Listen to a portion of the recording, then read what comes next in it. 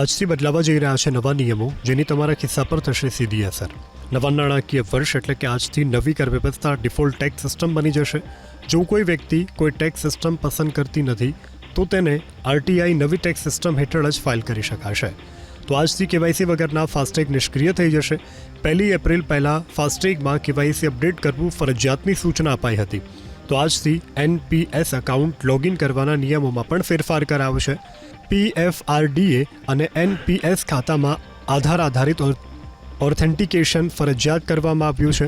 આમાં એનપીએસ એકાઉન્ટમાં લોગિન કરવા માટે આઈડી પાસવર્ડની સાથે તમારે આધાર સાથે લિંક કરેલા મોબાઈલ નંબર પર ઓટીપી આવશે, તેને દાખલ કરવો પડશે. તો એસબીઆઈએ તેના ગ્રાહકોને ઝટકો આપતા ડેબિટ કાર્ડની વાર્ષિક મેન્ટેનન્સ ફીમાં વધારાનો નિર્ણય લીધો છે. આ સિવાય એસબીઆઈ ક્રેડિટ કાર્ડના ભાડાની ચૂકવણી પર ઉપલબ્ધ રિવોર્ડ પોઈન્ટ પણ બંધ કર્યા છે.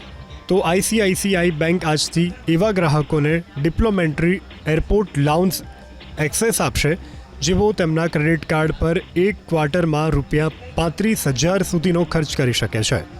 જ્યારે યસ બેંક એક ક્વાર્ટરમાં ₹10,000 ખર્ચવા ઉપર ડોમેસ્ટિક એરપોર્ટ અલાઉન્સ એક્સેસ આપશે.